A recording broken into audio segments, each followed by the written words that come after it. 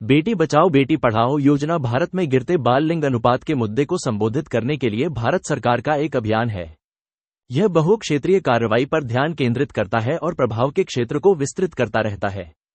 योजना का विवरण जानने के लिए यहां पढ़ें। 1961 के बाद से बाल लिंग अनुपात (CSR) में लगातार गिरावट आई है, जो प्रति 1000 पर 0 से 6 वर्ष की आयु के लड़कों के मुकाबले लड़कियों का अनुपात है। चिंता की बात यह है कि यह संख्या 1991 में 945 से गिरकर 2001 में 927 और फिर 2011 में 918 हो गई। महिला सशक्तिकरण का एक प्रमुख संकेत CSR में गिरावट है। CSR जन्म से पहले और बाद में लड़कियों के खिलाफ भेदभाव को दर्शाता है, जैसा कि लिंग पक्षपाती लिंग चयन में देखा जाता है।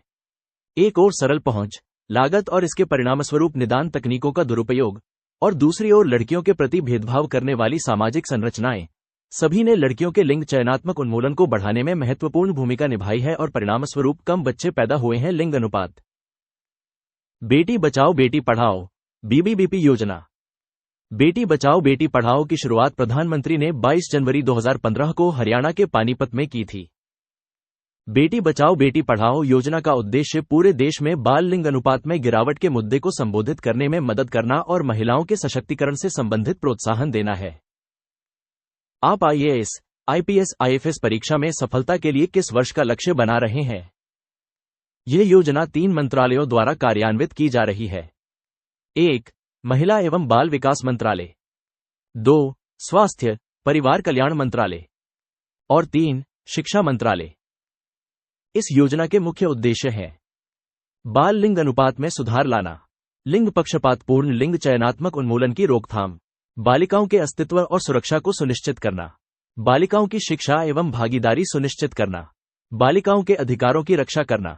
योजना को 3 घटकों में विभाजित किया गया है। 1. CSR और SBR में गिरावट के मुद्दे के समाधान के लिए वकालत अभियान शुरू किए गए। 2.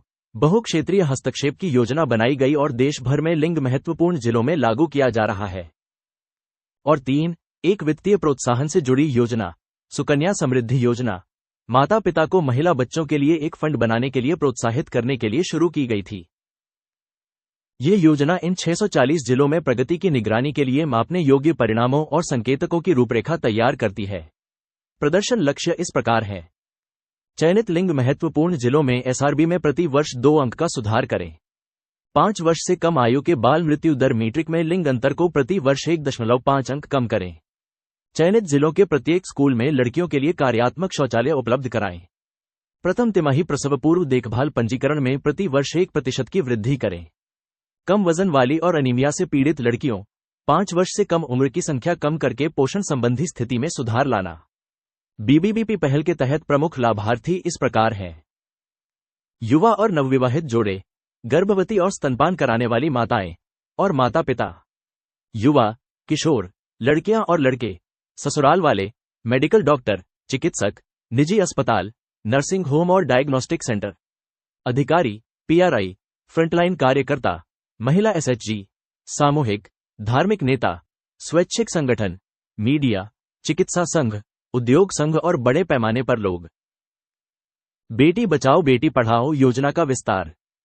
बेटी बचाओ बेटी पढ़ाओ योजना के दायरे का विस्तार करते हुए इसके प्रमुख कार्यक्रम में गैर पारंपरिक आजीविका NTL विकल्पों में लड़कियों के कौशल को शामिल करने की घोषणा की गई।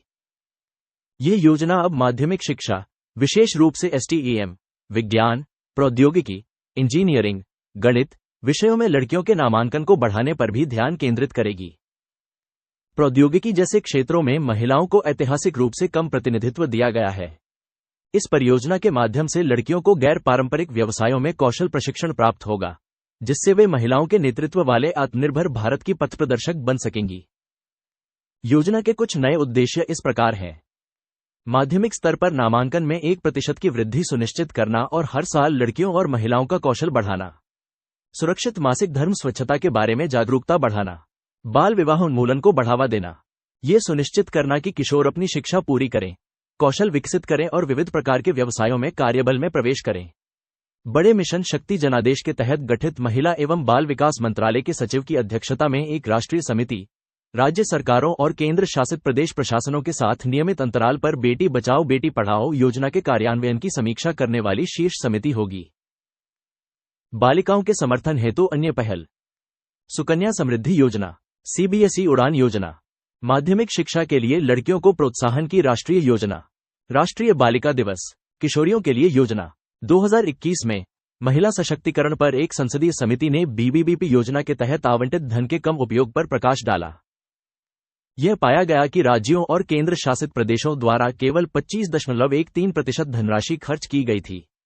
प्रत्येक घटक पर कितना खर्च किया जाना चाहिए, इस पर मौजूदा दिशानिर्देशों के बावजूद भी उनमें से लगभग 80% धनराशि विज्ञापनों और अभियानों पर खर्च की गई थी।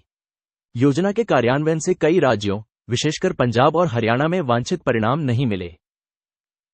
खबरों में, केंद्र सरकार ने गैर पारंपरिक आजीविका (एनटीएल) विकल्पों में लड़कियों के कौशल को शामिल करने की घोषणा करके अपनी प्रमुख योजना बेटी बचाओ बेटी पढ़ाओ बीबीबीपी योजना के दायरे का विस्तार किया है।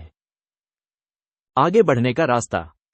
बीबीबीपी योजना ने कार्यान्वयन के पहले 5 वर्षों के दौरान अपने लक्ष्य उद्देश्यों में उल्लिखित प्रमुख प्रदर्शन मैट्रिक्स में सुधार किया है, लेकिन कैग की रिपोर्ट के मुताबिक समग्र प्रदर्शन अच्छा नहीं रहा है।